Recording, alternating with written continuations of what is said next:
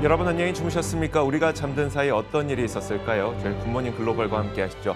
자, 미국 증시가 3대 지수 모두 동반 하락한 채 마감을 하게 될 것 같습니다. 시장을 하락시켰던 특별한 뉴스라든지 경제 지표가 있었던 건 아니고요. 경기 침체에 대한 우려감이 지속적으로 확대되면서 시장은 하락세를 계속 이어가고 있는 겁니다. 자, 이렇게 하락세가 이어지다 보니까 연말 랠리에 대한 기대감도 좀 차츰 사라지고 있는 상태고요.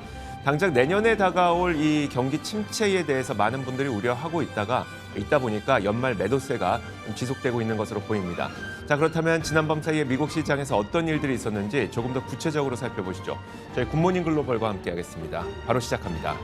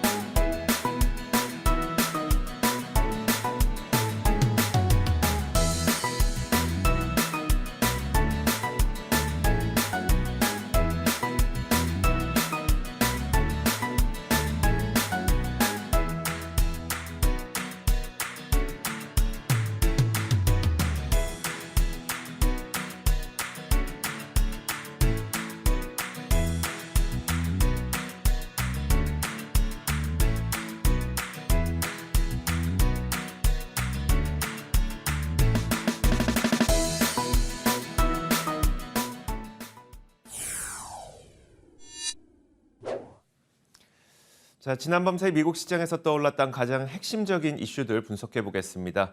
애프터마켓 시간이고요. 김태수 미국 세무사 화상 연결돼 있습니다. 안녕하세요. 네, 안녕하세요. 자, 과연 지난밤 사이에는 어떤 일들이 있었을까요? 첫 번째 키워드부터 한번 열어보겠습니다. 자, 첫 번째 키워드는 바로 이겁니다. 연준 덕분이 아니다라는 키워드인데요. 키워드만 갖고는 어떤 내용인지 모르겠거든요. 어떤 내용일까요? 네, 최근에 이제 인플레이션이 둔화되는 부분에 있어서 이것이 연준의 금리 인상에 의한 효과가 아니다라는 그런 얘기들이 조금 힘을 받는 그런 모습입니다. 아직 이게 주류의 어떤 그런 상황은 아니고요. 조금 일부 경제학자들의 얘기인데, 금리 인상 없이도 인플레이션이 하락할 것이다라고 주장하는 경제학자들이 있습니다. 그분들의 말에 따르면은 지금 11월달 CPI 지수를 포함해서 일부 이제 인플레이션에 대한 지표들이 둔화되거나 감소를 했는데 이런 것들이 기업들이 이제 재고가 많이 있다 보니까 그걸 대폭 할인 판매하면서 생긴 현상이지 금리 인상하고는 조금 무관해 보인다 이렇게 주장을 했습니다. 그러면서 이제 주택 시장이 많이 위축되었음에도 불구하고 이제 가정용 가구라든가 주택 관련 상품들 가격이 오르는 것 이런 것들 봤을 때도 그렇고 여러 가지 지금 어떤 경제 지표나 이런 것들이 연준의 정책과의 관련성이 좀 낮아 보인다 이렇게 평가를 했습니다.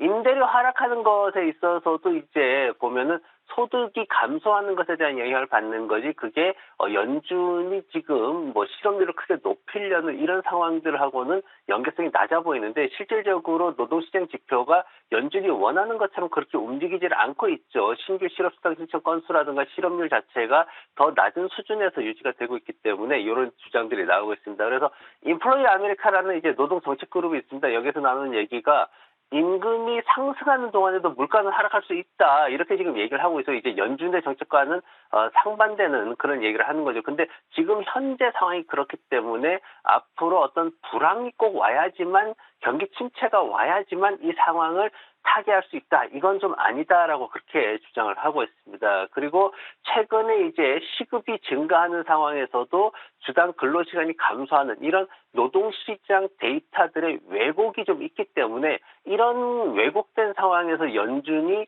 어떤 인플레이션을 결정하는 데 있어가지고 임금에 주목을 하고 노동시장에 너무 주목을 해가지고는 오류를 일으킬 수 있다 이렇게도 또 주장을 하고 있습니다. 그래서 이제 인플로이 아메리카 쪽에서 이제 나온 얘기가 이제 어쨌든 둔화가 되어 왔고 이미 이제 그렇게 되어 왔기 때문에 연준이 굳이 이제 금리를 조정하면서 인위적으로 침체를 만들 필요는 없는 상황이다. 이렇게 결론을 내리고 있는 거고요. 어쨌든 간에 지금 상황에서는 조금 금리 인상을 해놨기 때문에 이걸 지켜봐야 되는 수준이지 지금 상황에서 연준이 강경하게 추가적으로 금리 인상을 더 하겠다고 나서서는 경기가 더 안 좋아질 수 있다라는 그런 주장을 펼치고 있습니다. 그러니까 이런 주장을 하시는 분들도 금리 인상 기조가 너무 강력하게 되면 결국 경기 침체가 좀 크게 올 수 있다는 부분을 염려하고 있는 것 같거든요.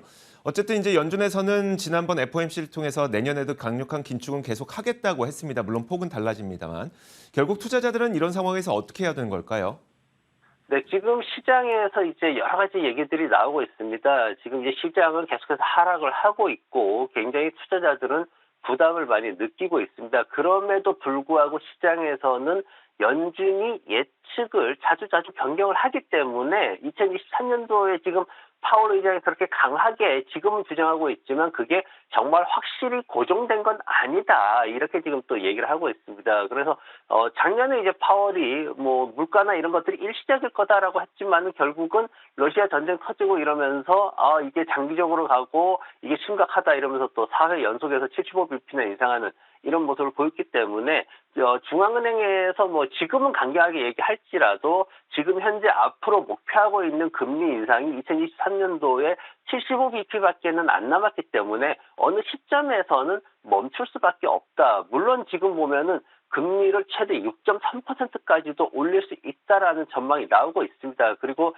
여러 가지 이제 인플레이션이나 이런 것들이 우리가 원하는 만큼 떨어지지 않을 것이고 그리고 실업률도 더 증가할 것이다 이렇게 전망을 하고 있기 때문에 시장에서는 어쨌든 경기 침체는 올 것이다라는 그런 주장을 하고 그런 상황들로 이제 진행이 되고 있는데 우리가 예상하는 즉 파월 의장이 이렇게 강경한 기조로 말하는 이런 정도의 수준까지는 아닐 것이다라고 얘기를 하고 있습니다. 그래서 이제 몰리풀 같은 경우에는 지금 상황에서 어떤 이제 개인 투자자들한테 어떤 전략을 얘기를 하고 있냐면은 경기가 이제 침체될 것은 분명한 사실인데 그게 그렇다고 해가지고 투자자들이 지금 심각하게 놀랄 수 있는 상황은 아니다. 근데 이제 그 배경에는 이미 위험자산, 주식 투자에 대해 가지고 비중 조절이나 이런 것들을 꾸준히 이제 전략을 가지고 왔죠. 기관 투자자들이. 그래서 그런 상황에서 지금 상황은 우량 기업 주식을 매수하는 타이밍이다. 이렇게 또 얘기를 했습니다. 그래서 침체가 오는 이런 상황, 연말이나 아니면 내년 1분기 해가지고 침체가 오는 상황에서 우량 기업 주식들을 구매하기 위해서 현금을 좀 가지고 있어야 된다. 이렇게 얘기를 하고 있습니다. 그리고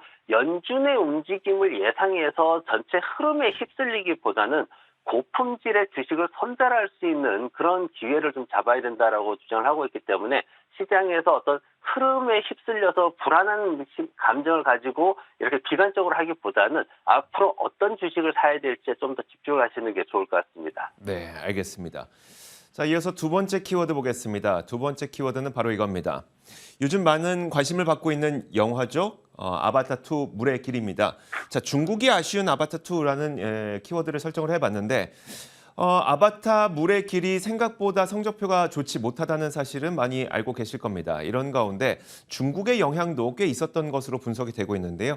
일단 아바타 물의 길이 어느 정도의 성적표를 거두고 있는지부터 살펴보도록 하겠습니다. 북미 지역에서만 살펴보면요. 1억 3,400만 달러로 첫 개봉 첫 주에 이 박스오피스 기록을 세웠습니다. 자, 올해 개봉작 중 대략 한 5위 정도로 볼 수가 있고요. 더 배트맨과 비슷한 동률이라고 보시면 됩니다. 시장에서 예상하기로는 첫 주말 박스오피스가 약 1억 7천만 달러 정도를 상회하지 않을까라고 기대를 했었는데 실제 그보다는 훨씬 더 낮은 수치죠. 그리고 디즈니의 자체 예상도 1억 3,500만 달러에서 1억 5천만 달러였으니까 자체 예상뿐만 아니라 시장 예상까지도 모두 하회한 기록을 현재 아바타 물의 길이 보여주고 있는 겁니다. 자, 글로벌로 보면요. 이건 북미 지역이었었고요. 위에는 글로벌 시장으로 보면은 전 세계적으로 첫 주말 박스오피스는 4억 3,500만 달러를 기록해서 닥터 스트레인지가 올해 4억 5천만 달러를 기록했거든요. 전 세계적으로 보면은 2위를 기록하고 있을 만큼 그렇게 나쁜 건 아닌데 북미 지역에서는 예상치뿐만 아니라 자체 예상치까지도 하회하는 그런 성적표를 기록하고 있는 겁니다. 자, 국가별로 박스오피스 기록을 한번 살펴보도록 할 텐데요. 전 세계에서 가장 높은 박스오피스를 기록한 건 단연 중국이었습니다. 자, 그런데 5,710만 달러를 기록했는데요. 그 밑에 보시면 한국이 2,470만 달러입니다. 중국과 한국의 인구차가 거의 30배 가까이 나는데 한국에 비해서 거의 박스오피스 기록은 2배밖에 차이 안 난다는 것은 중국에서 그만큼 박스오피스 기록이 좋지 못하다는 것이고 실제로 중국 시장에 대한 기대치도 거의 1억 달러 정도를 기록하지 않을까라는 기대를 가졌었습니다. 그런데 실제로 나온 거 보니까 거의 반토막 수준이죠. 5,700만 달러를 기록했으니까 그만큼 중국에서 코로나의 영향력이 아직까지도 좀 미치고 있는 것으로 해석이 되고 있습니다. 아무래도 이제 뭐 코로나와 관련된 규제가 중국에서 해제된다고 하더라도 뭐 수치상으로는 안 그렇지만 뭐 보도상으로는 코로나 환자가 급증하고 있다, 뭐 사망자가 급증하고 있다. 하지만 수치로 잡히지 않고 있다. 이런 뉴스가 나오죠. 그러다 보니 중국인들도 규제는 완화됐지만 실제로 바깥으로 잘 나오지 않는 현상들이 이런 결과물을 만든 게 아닌가라는 추정을 갖게 만듭니다. 자, 어쨌든 생각보다 좋지 못한 이 아바타 물의 길 성적표 때문에 디즈니의 주가도 팬데믹 이래 최저치까지 지금 떨어지고 있는 상태거든요. 김태수 세무사님, 디즈니에 대해서 어떻게 바라봐야 될까요?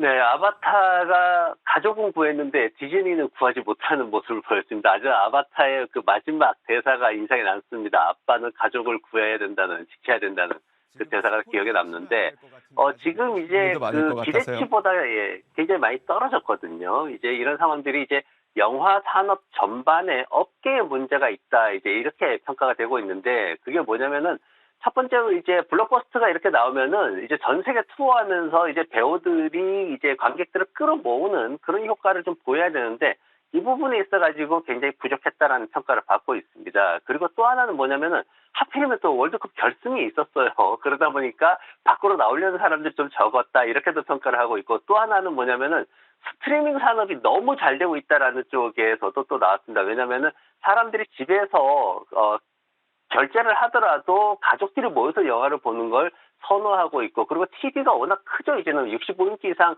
갖고 있는 집들도 많기 때문에 그런 상황에서 극장에 가게 되면 한 사람당 10달러 이상, 뭐 3D 15달러까지도 내고 봐야 되는 굉장히 높은 비용을 부담하고 봐야 되는데 굳이 그렇게까지 할 필요가 있냐라는 그런 인식들이 강해지고 있다라고 합니다. 그래서 업계 전반에 대한 이런 문제들이 앞으로 더 심화될 것이다라고 얘기를 하고 있고 디즈니 자체적으로는 밥 아이거 CEO에 대한 그런 기대치가 굉장히 실망감으로 많이 확산되고 있다는 게 문제입니다. 2년짜리 CEO직을 맡으면서 넥스트 이제 다음 차기 CEO를 물색하는 게 그의 임무다라고 이미 기사에다 떴기 때문에 그에 대해서 어떤 기대했던 뭐 디즈니의 혁신이라든가 어떤 경영에 대한 부분은 전혀 지금 모두 실망감으로 되돌아서는 그런 모습을 보이고 있습니다. 그리고 스트리밍 산업 전반에 대해서도 2023년도에 더 경쟁이 악화될 것이고 분산될 것이다. 매출이 분산된다라고 나오고 있습니다. 아마존이라든가 이런 쪽에서 더 올라오는 그런 모습들을 우리가 예상을 했었는데 그러다 보니까 이제 좀 더 수익성에 대해서 불투명성이 짙어지고 있는 모습입니다. 2015년도 이후에 형성된 바닥권까지 지금 내려와 있는 주가예요. 굉장히 낮은 주가이기 때문에 일부에서는 저가 매수에 대한 얘기도 나오고 있습니다. 하지만 굉장히 빠른 속도로 올해 주가가 떨어졌기 때문에 거기에 대해서 어느 정도의 기간 조정은 좀 필요하지 않나 그렇게 보여집니다. 네, 알겠습니다. 자, 이렇게 두 번째 키워드까지 살펴봤고요. 이어서 세 번째 키워드 보겠습니다. 세 번째는 바로 이겁니다. 자, 쥐어짜다는 건데요. 뭘 쥐어짤까요? 네, 시장에서 나이키에 대해 가지고 정말 끝까지 쥐어짜서 지금 매출을 만들어내고 있다. 이렇게 표현을 하고 있습니다. 나이키 같은 경우에 최근에 이제 경기 침체나 이런 얘기 나오면서 소비가 좀 그래도 살아나지 않을까 하고 지금 실적 발표를 앞두고 좀 기대를 하고 있습니다. 그런 상황에서 최근에 나온 데이터를 보니까 보고서들을 보니까 2분기 매출, 나이키 입장에서 이번에 이제 2분기입니다. 2분기 매출에서 거의 11% 정도 증가할 것이다. 이렇게 지금 예상치들이 나오고 있습니다. 크레딧 스위스 같은 경우에는 지금 보면은 나이키 재고가 많았었는데 그래도 소비자들이 나타나서 재고를 많이 줄이고 있다. 이렇게 또 긍정적으로 평가를 했고요. 그리고 브로커리지 텍스 같은 경우에서도 지금 나온 게 최근에 풋라커나 이제 딕스포츠 같은 경우에 소매업체들이 그래도 할인 많이 하면서 매출이 좀 잘 나왔기 때문에 나이키도 할인 많이 했으니까 매출이 더 나오지 않겠냐 이렇게 또 긍정적인 전망을 내놨습니다. 근데 나이키의 이제 수익성에 대한 얘기가 이제 계속 나오고 있는데 매출은 어떻게든 쥐어짜가지고 더 나오게 하는데 수익성은 마진 이제 할인이 높아지다 보니까 더 떨어지는 모습을 보이고 있습니다. 그래서 지금 이게 이제 나이키에서 이제 발표한 데이터인데 보면은 4분기 그리고 내년 1분기 해가지고 기업 실적 순이익이 계속해서 떨어질 것으로 마진이 떨어질 것으로 그렇게 좀 전망을 하고 있습니다. 자체적으로 전망이 떨어지고 있는 그런 모습입니다. 거기에다가 또 이제 재고 정리하려면은 비용이 발생하죠. 재고 정리할 때 사람들을 더 투입해야 되고 광고를 해야 되기 때문에 비용이 발생하는데 이런 부분에 있어서도 좀 문제가 될 수 있다. 그리고 이제 말씀하셨듯이 중화권 매출이 지금 직전 분기에도 16%나 감소를 했거든요. 중화권 매출이 계속 감소하고 있는 이런 부분들이 좀 불안하다. 이렇게 얘기를 했습니다. 거기에다가 이제 순이익 같은 경우에도 65센트로 또다시 또 전망치가 떨어졌어요. 68센트였다가 65센트로 또 떨어졌기 때문에 이런 것들로 인해 가지고 나이키가 매출은 늘어날 수 있어도 순이익 쪽에서는 좀 부진한 이런 모습을 보일 수 있다라는 그런 전망치들이 나오고 있습니다. 나이키와 같은 기업들의 실적과 판매량을 보면서 사실 시장은 산타 랠리를 기대해야 할 텐데, 자, 그렇다면 연말 랠리도 좀 희망이 많이 사라지고 있는 걸까요? 네, 나이키하고 페덱스가 내일입니다. 이제 내일 미국 시간으로 화요일 날 이제 장 끝나고 재무 결과를 이제 발표를 할 텐데 지금 보면은 굉장히 좀 부정적인 쪽이 조금 더 강하다라고 보는 게 맞을 것 같습니다. 지금 이제 전체적으로 시장이 하락 상황이 있는 그런 상황에서 나이키는 이제 중국 쪽 시장에 대한 걸 우리가 예측을 할 수 있죠. 그리고 페덱스 같은 경우에는 물류를 통해 가지고 국내 경제가 얼마나 활발하게 돌아가고 있는지, 소비가 활발하게 진행되는지 이런 것들을 예측을 할 수 있는데 잘 나온다면은 산타랠리를 우리가 좀 기대할 수도 있지 않냐. 이번 이제 급락에 맞서서 다시 급반등할 수 있는 산타랠리가 오지 않겠냐. 이런 얘기들도 나오고 있습니다. 그런 것들을 통해서 이제 어떤 조건이 좀 시장에서 나오고 있는데 몰리풀에서 이제 그런 부분들을 제시를 했습니다. 나이키 같은 경우에는 뭐냐면은 나이키는 이제 쥐어짜서 매출이 나오는데 순이익이나 이런 것들에 대해서 앞으로 내년도 전망을 조금 더 긍정적으로 내놓으면 어쩌면 시장에서 긍정적으로 굉장히 모든 것들이 바뀔 수 있지 않겠나 하는 그런 얘기를 했습니다. 그래서 지금 이제 중국의 위드 코로나 전환되는 이런 시기들 그리고 중국에서 어떤 그동안 매출 하락했던 부분들이 좀 긍정적으로 변화가 될 수가 있는 그런 상황들이 있죠. 그리고 달러 부분에 있어서 이제 강달러가 좀 많이 떨어졌기 때문에 그런 것들도 순이익에 좀 긍정적인 역할을 할 수 있다 이렇게 평가를 하고 있습니다. 그래서 앞으로 나이키에서 이제 실적 발표하면서 예상돼 있는 실적 수준에 맞춰주면서 이제 전망을 긍정적으로 얘기를 해준다면은 이제 좋은 효과를 볼 수 있다라고 얘기를 하고 있고 또 하나는 이제 페덱스인데 페덱스 같은 경우에는 지금 매출하고 순이익에 대해 가지고 시장에서 사실 그렇게 확신을 못 하고 있습니다. 매출이 경기 침체로 인해 가지고 떨어질 것이다라는 얘기도 나오고 있고 그리고 순이익 같은 경우에도 비용 절감을 많이 했지만은 그래도 좀 부족하지 않나 이런 얘기를 하고 있는데 어쨌든 매출과 순이익이 기대치를 충족시켜줄 수 있다라면은 그 부분도 산타크로스 랠리에 긍정적인 효과를 줄 수 있다 이렇게 평가를 하고 있습니다. 그래서 나이키와 페덱스의 실적 발표에서 과연 어떤 전망치들이 나올 수 있는지 그런 것들을 좀 관심 있게 지켜봐야 될 것 같습니다. 네, 알겠습니다. 자, 지난밤 사이 미국 시장에서 뜨거웠던 이슈들 분석해봤습니다. 애프터마켓 시간이었고요. 김태수 미국 세무사와 함께했습니다. 고맙습니다. 네, 고맙습니다.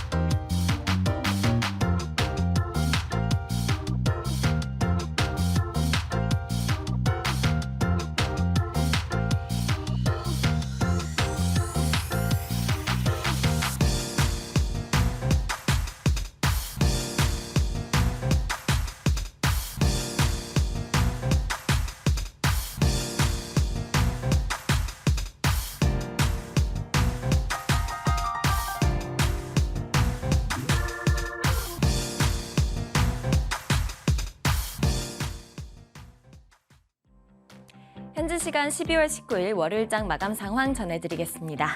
간밤 뉴욕 증시는 연준의 공격적인 긴축에 따른 경기 침체 공포가 이어지면서 또다시 하락 마감했습니다.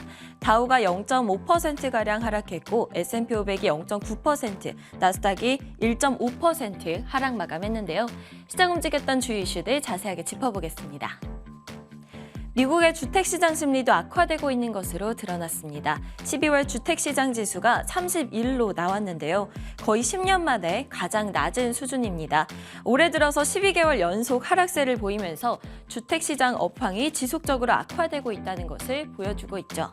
이는 연준의 금리 인상에 따라서 주택시장 심리가 급속히 악화된 것으로 전문가들은 내년에도 이러한 시장의 약세가 이어질 것이라고 예상합니다. 다음은 섹터 종목별 흐름 확인해 보겠습니다.